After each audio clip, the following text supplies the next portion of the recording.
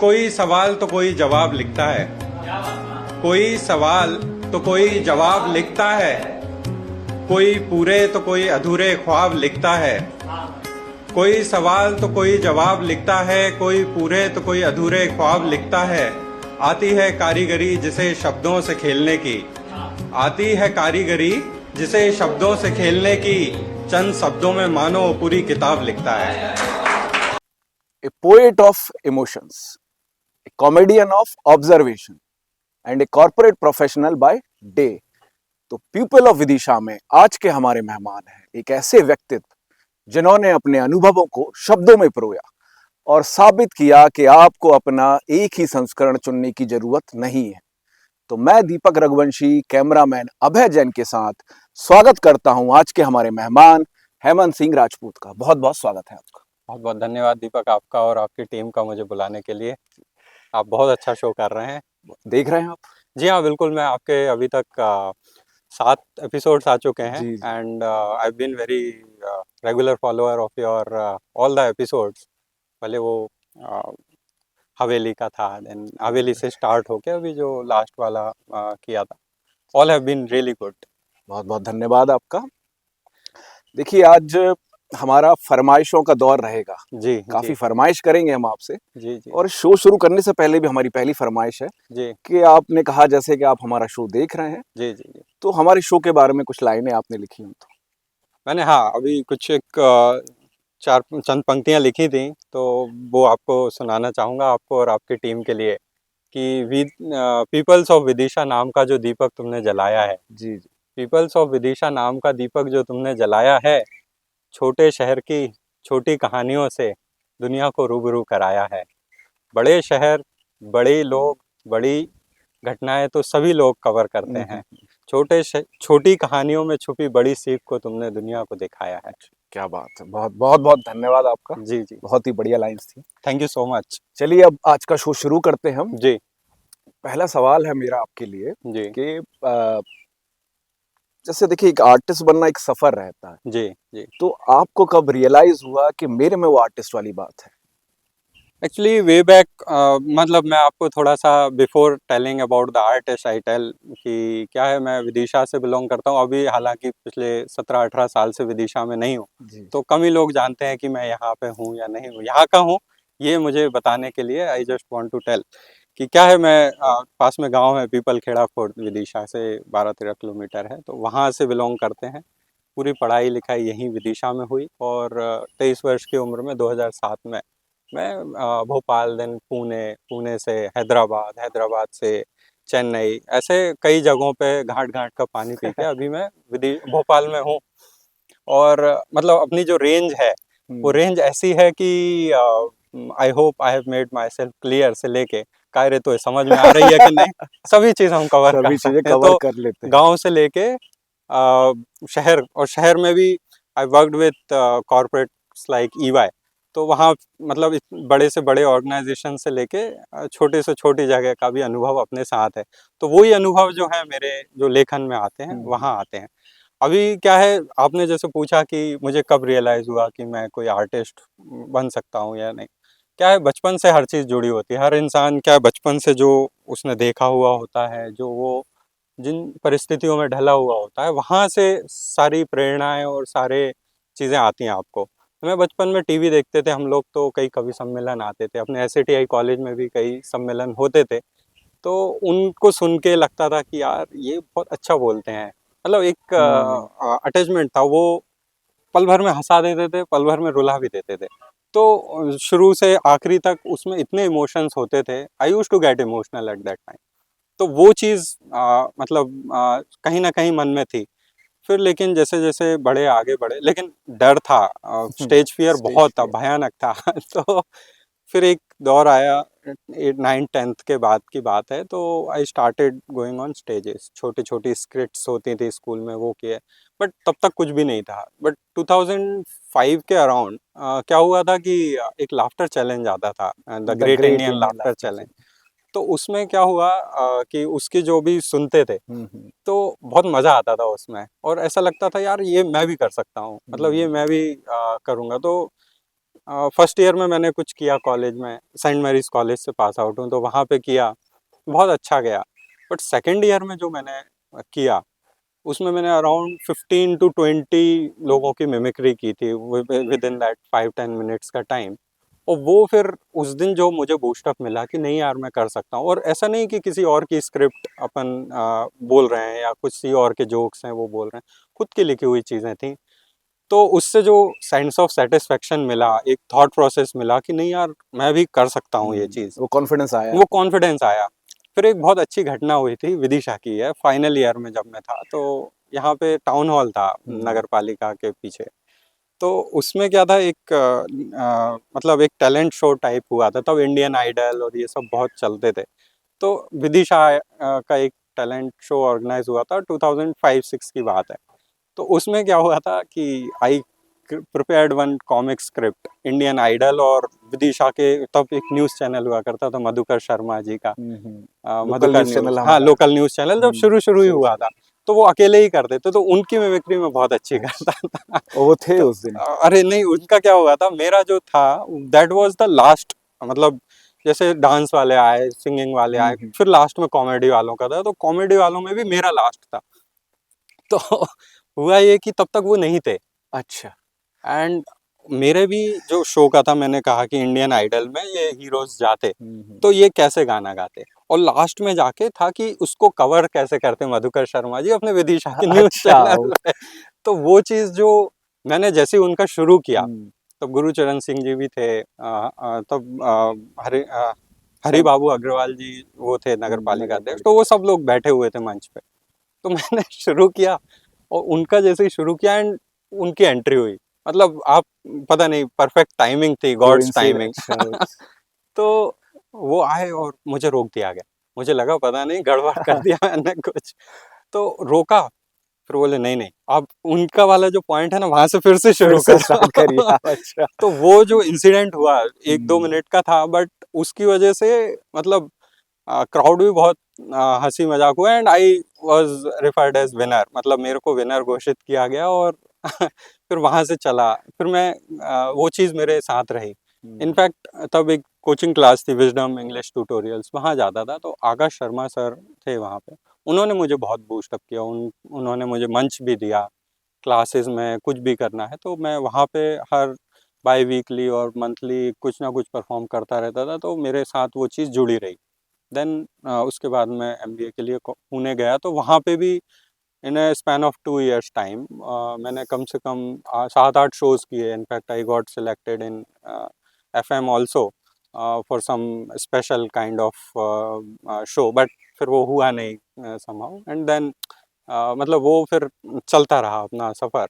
And then college के बाद जब जॉब शुरू हुई, उसके बाद तो मतलब सब कुछ बंद हो गया, मतलब पूरी तरह से अपनी जिम्मेदारियों में बंध गए, इस तरह का रहा हमारा। तो अभी आपने फिर से कब स्टार्ट किया? एक्चुअली उसके पीछे भी एक छोटी सी कहानी है। मैंने जैसे आपको बताया कि मैं कॉलेज टाइम में पुणे में बहुत बहुत करता था ये, हर कार्यक्रम में मेरा एक 5-10 मिनट का कार्यक्रम होता था। तो अभी हम मतलब 2023 में हम सभी लोगों ने गेट टुगेदर किया था, गोवा गए थे, तो वहाँ पे भी एवरीवन आस्क्ड मी कि तुम कुछ करके आना, तो वो करके गए, बट वहाँ कर नहीं पाए। अच्छा। गैप तो बहुत हो गए, गया। हाँ गैप बहुत हो गया था, 13-14 हम्म, साल हो गए थे, अच्छा खासा हम्म, गैप हुआ। तो उसमें क्या हुआ कि मैं गया, मैंने सोचा यार ये चीज़ जो मैं मतलब kind of bread and butter हुआ करता था मेरा, ये मैं नहीं कर पा रहा हूँ, मतलब अंदर से बहुत धिक्कार सा हुआ। हम्म, फिर मैं मतलब ऐसे ही थोड़ा हैदराबाद रहता था, अकेले टाइम मिला काफ़ी, तो उसमें कुछ सोचने में आया, फिर लिखने में आया, कुछ पोएट्रीज़ लिखी मैंने, वो अच्छी गईं, लोगों को सुनाई, तो उनको लगा नहीं यार बहुत अच्छा लिखा है। तो वहाँ से फिर वो 2023 के एंड से मैंने लिखने का जो शुरू हुआ मेरा, उसको फिर 3-4 महीने 5 महीने मैंने जो भी आता था उसको लिखते रहता था। एक थॉट्स जो भी आ रहे हैं, जो भी फीलिंग्स हैं, उनको शब्दों में पिरोने का काम किया। एक बार जब वो हुआ तो ओपन माइक्स होते रहते हैं, तो हर शहर में हो रहे हैं आजकल, तो वो मैंने किया, अच्छा गया। तो फिर वहाँ से फिर लगा कि नहीं यार, मतलब इवन इफ अपना एक बहुत अच्छा टाइम हमने वेस्ट कर दिया एक तरह से अपने आर्ट को डेवलप ना करने में, बट 2024 ऑनवर्ड्स मैंने फिर ये थोड़ा थोड़ा लास्ट सितंबर पहला ओपन माइक किया था, तब से फिर मेरा रेगुलर है। रेगुलर बेसिस पे है। तो वो लिखते हैं लोगों ने, मतलब बहुत अलग अलग तरह की वो रहती हैं लोगों के भी रुझान, but it is more about self satisfaction. तो इसलिए फिर मैंने सोचा कंटिन्यू किया जाए, भाड़ में जाए दुनिया, अपना अपना लिखो करो समझो, जिसको समझ आ रहा है, जिसको नहीं आ रहा है तो भी कोई दे आर दिक्कत फ्री नहीं। To understand whatever way they want to. चलिए, ऐसा। ओपन माइक्स कर रहे हैं, जी। तो क्या माहौल रहता है उन ओपन माइक्स में आजकल? एक्चुअली ओपन माइक्स में क्या रहता है ना कि जैसे मेजरली परफॉर्मर्स ही होते हैं वहाँ पे, जैसे 25-50 लोग एक बार इकट्ठे होते हैं, और वो फिर अपने अपनी जो भी जिसकी जो कलाएं हैं, कोई रैपर है वो करता है, कोई पोएट है, कोई सिंगर है, कोई डांसर है, सब अपनी अपनी कलाओं का प्रदर्शन करते हैं। उसमें होता ये है कि वहाँ पे जो भी आया है वो कुछ करने के लिए, और कहीं ना कहीं जैसे जो मेरी फीलिंग्स हैं ऐसी सभी की आर्टिस्ट की फीलिंग रहती है कि मैंने कुछ लिखा है तो मैं दुनिया को बताना चाहता हूँ।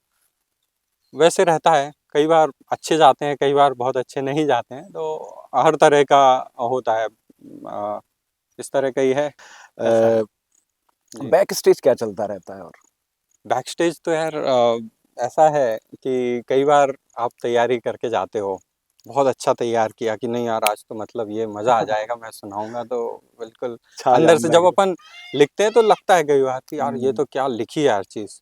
वहाँ बैक स्टेज जब आप बैठे रहते हो, आपकी टर्न आने वाली होती है, कई लोग आके पहले कर जाते हैं, हम्म, और वो ऐसा कुछ कर जाते हैं आपको लगता है नर्वस हो जाए अरे यार साला ये तो मतलब बहुत ही अच्छा कर दिया लोगों ने, अपन कैसे क्या करेंगे, अपनी चीज़ पता नहीं एक्सेप्ट होगी नहीं होगी, बहुत सारे क्वेश्चंस भी आ जाते हैं।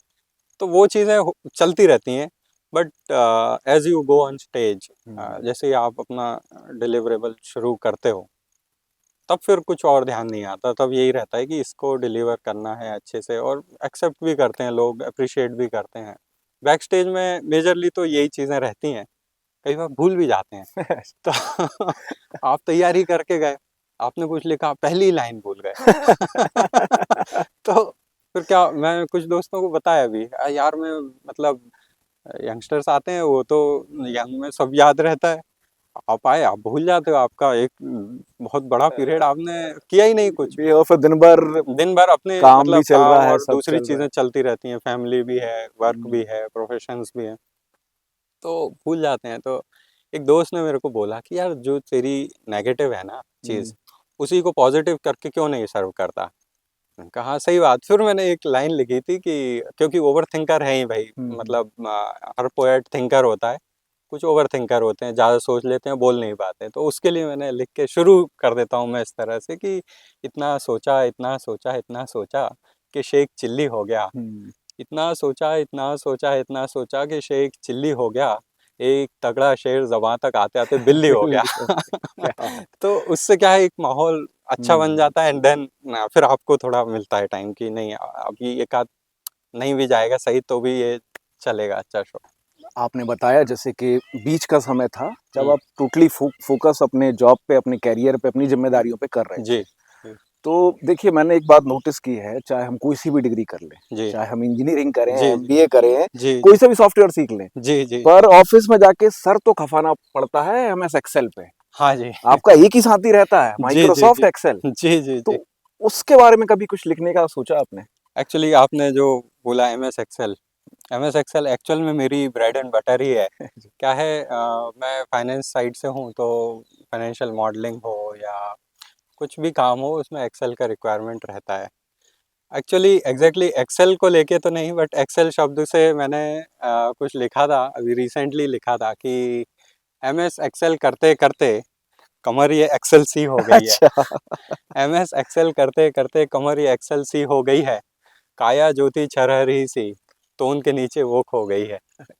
काया ज्योति छरहरी सी तोन के नीचे वो खो गई है। नाप लिया करते थे हम तब दौड़ के सारे मैदानों को, सारे एसएटीआई जैन कॉलेज सब खूब खेलने दौड़ते रहते थे, तो नाप लिया करते थे हम तब दौड़ के सारे मैदानों को। अब तो मंजिल चढ़ने में भी अब तो मंजिल चढ़ने में भी हालत पतली सी हो गई है। और मित्रों के संग होती थी तब शामें अपनी भी मस्तानी, मित्रों के संग होती थी तब शामें अपनी भी मस्तानी, डेबिट क्रेडिट के चक्कर में शामें रातों सी हो गई हैं। क्या बात और सोचते हैं सब छोड़ के सोचते हम्म, हैं सब छोड़ के जी लें वापस अपनी उन शामों को, तभी मुझे मैसेज आता है तनख्वाह क्रेडिट हो ही गई है। एक्चुअली ये तनख्वाह क्रेडिट हो जाती है तो आदमी 1 महीने के लिए फिर आगे फिर खिसका गिले देता है अपने शिकवे भूल प्लान्स को। तो MS Excel bread and butter can be seen. बहुत बढ़िया, बहुत हाँ हाँ बढ़िया। आपने कहा कि आपका जो मूल निवास है वो पीपलखेड़ा गांव, जो यहाँ से शायद 14-15 हाँ किलोमीटर दूर है, जी जी जी वहां से है। जी। तो आप गांव को किस तरीके से याद करते हैं? एक्चुअली दीपक जी क्या है, हम कहीं भी पहुंच जाएं हमारी बेस पहचान गांव ही हम्म, है। और जब हम बाहर रहते हैं तो अ, होता ही है कि हम गांव को बहुत मिस करते हैं। गांव को या इवन विदिशा को भी बहुत मिस करते हैं, क्योंकि जो एक बचपन और चीज़ें हमने यहाँ बिताई हैं वो कहीं और नहीं मिलेगा हमको। अब आगे ही बढ़ना है एज में या किसी भी चीज़ में, तो उसको मिस बहुत करते हैं। तो गांव के लिए मैंने कुछ चंद पंक्तियाँ लिखी थी कि कहा था कि गांव तो गांव है, हम्म, गांव तो गांव है, इस शहर की तपती धूप में सुकून देने वाली छाँव है। माना माना कि शहर सी चमक धमक नहीं है इसमें, पर अपने और अपनेपन का इसका सरल स्वभाव है। अच्छा, हमारे गांव ना अब खाली हो गए हैं। तो हाँ, गांव खाली हो गए तो उस पर लिखा था कि पारिवारिक लड़ाई ने, थोड़ी सी कमाई ने, बड़ों की दवाई ने और बच्चों की पढ़ाई ने गांव को खाली कर दिया है। हम्म, जहाँ कभी जहाँ कभी चहकता था जीवन, उन जगहों को सन्नाटों से भर दिया है।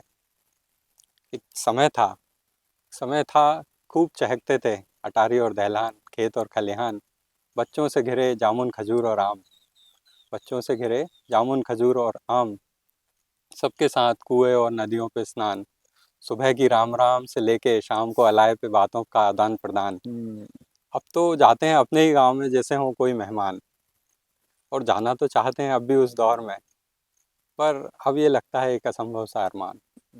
और हम कितने ही शहरी क्यों ना हो जाएं, गाँव ही है हमारी असली पहचान। नहीं, काफी काफी थॉटफुल लिखा आपने, काफी काफी सुंदर। धन्यवाद। चलिए, आपको थोड़ा हम आराम जी जी देते हैं। जी जी अब जी। हम आपसे कुछ रैपिड फायर क्वेश्चंस अरे पूछेंगे। वाह! आराम ये है तो फिर मतलब नहीं, उतने ठीक है। रैपिड नहीं रहेंगे वो, आप हाँ हाँ। आराम से सोच समझ जी के जी उनके जी आंसर दे जी सकते हैं। जी जी। हमारा थोड़ा सेगमेंट अलग रहता है, यहाँ सोच समझ अच्छा के अच्छा। आप आंसर दे सकते नहीं ठीक है ठीक है। हैं। कहिए। फॉर्मल शर्ट या ढीला कुर्ता? फॉर्मल शर्ट या ढीला कुर्ता? मंच पे कुर्ता, मंच पे कुर्ता, काम में शर्ट, बाकी घर पे टी शर्ट। अच्छा। ये भी खूब ये सा सब अपनी अपनी जगह जरूरी है। जी। जरूरी है। जैसे किसी दिन कविता, हम्म पोयम हम्म। जॉब मांगने आई आपके पास, हाय। तो हाँ कौन सी पोस्ट देंगे आप उसको? यार, कविता कुछ पोस्ट देने के लिए, मतलब कविता स्वतंत्र होती है देखिए दीपक। और आदमी जो नौकरी में होता है वो ज़्यादा स्वतंत्र नहीं रह पाता, आपको भी पता है। तो कविता कभी नौकरी नहीं कर सकती, कविता मालिक ही रह सकती है, हम्म, ये मेरा विचार है उसको लेके। जी। अच्छा। अ, हम्म। तीसरा हमारा रैपिड फायर क्वेश्चन है आपसे कि अब आपको लोग किस नाम से जानते हैं, नाम तो यार मतलब किस तरीके से बदलाव आया है हाँ लोगों हाँ में कि हाँ हाँ हाँ। एक्चुअली क्या है, लोगों में बदलाव देखिए हर तरह के लोग आते हैं। मैं मतलब थोड़ा लॉन्ग आंसर होगा, लेकिन क्या है कि कई लोग इसको बहुत अप्रिशिएटिव उसमें बोलते हैं। कोई कविराज बोलने लगता है, दोस्त यार कविराज कोई बोल देता है, कोई कवि बोल देता है, कोई शायर बोल देता है। बट हेमंत ही ज़्यादातर अभी पहचान है। बहुत ज़्यादा लोगों को अभी प्रोफेशनल वर्ल्ड वाले लोगों को किसी को ऐसे आइडिया नहीं कि मैं क्या करता हूँ। तो सबके अपने अपने वो हैं, अच्छी भी प्रतिक्रियाएं देते हैं, कुछ बहुत अच्छी भी देते हैं, तो उनसे अच्छा, भी हम सीखते रहते उस हैं। तरह की अच्छी भी दे देते हैं? जी। एक्चुअली क्या है, लोगों को एक विदिशा का एक नेचर है, मतलब हम्म, थोड़ा सा I would say slightly negative side में, बट आप कुछ करने जाओगे, हाँ जी बढ़िया है। अच्छा। बहुत बड़े कवि हो रहे हो, कभी फोन उठाना भूल गए या कुछ बहुत बड़े मालिक हो रहे हो तुम तो यार। तो इस तरह की बातें आती हैं, सब चलता तरह का रहता है, चलता है। खैर जी जी जी। पार्ट है अच्छी ऑडियंस कौन सी होती है? अच्छी ऑडियंस वो होती है जो एज ए ऑडियंस ही आती है और सुनने के लिए आती है, अ, मज़े करने के लिए आती है। मतलब हुटिंग वाले भी आते हैं, वो मज़ा नहीं।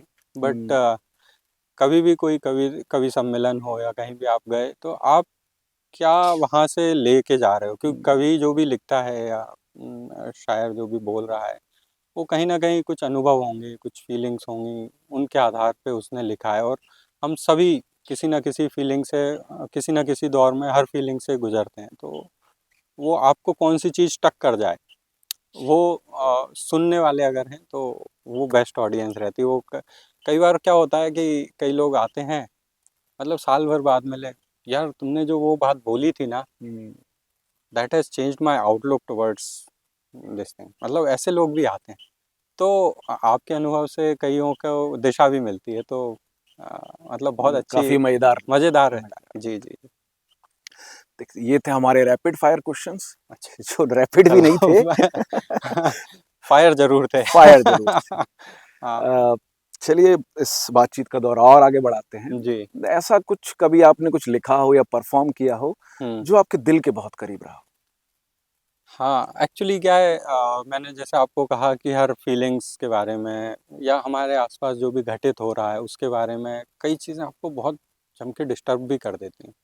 तो फीलिंग्स एक बात हो गई, या जो भी घटनाक्रम हो रहा है वो भी एक बात होती है। तो मैंने क्या है, जैसे मैंने अपनी पर्सनली तो क्रिकेट के ऊपर लिखा था, तो वो मुझे बहुत पसंद आता है। बट एक अभी घटनाक्रम लास्ट ईयर हुआ था आरजीकर कॉलेज का।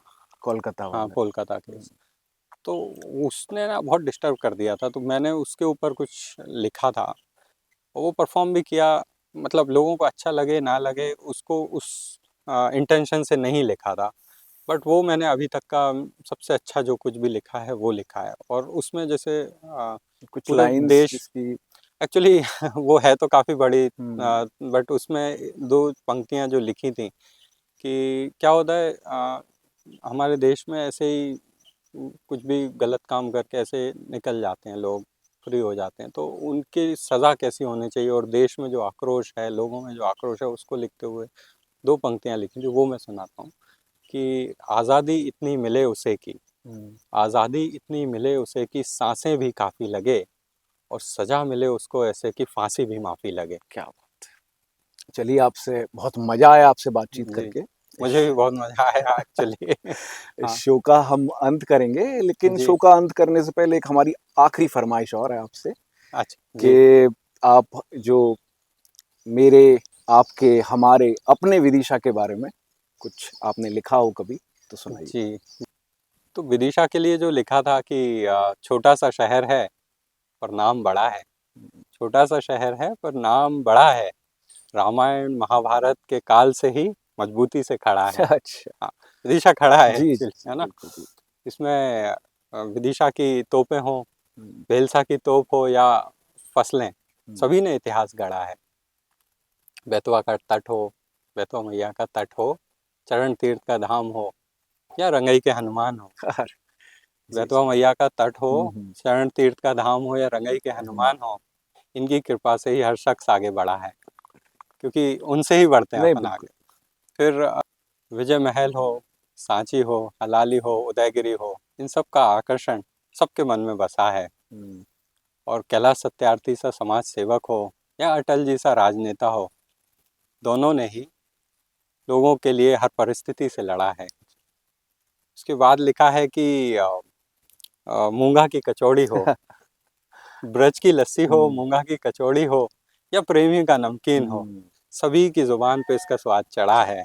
विदिशा है तो छोटा सा शहर, और इसका नाम बहुत बड़ा बहुत है। बड़ा। बहुत खूब, बहुत। चलिए बहुत खूब लिखा आपने विदिशा के बारे में, बहुत बहुत बहुत मजा आया। धन्यवाद। विदिशा के बारे में नहीं लिखते तो किसके बारे में जी लिखते, बिल्कुल अपनी मातृभूमि है। जी बिल्कुल। तो ये थे हमारे आज के मेहमान मिस्टर हेमंत सिंह राजपूत, और उनसे मिलके हमने जाना कि अगर आप में जुनून है, पैशन है, चाहत है, और मन भी है। हाँ, और अगर आपका मन भी है, तो माइक हो या जिंदगी, दोनों पर अपनी आवाज सुनाई जा सकती है।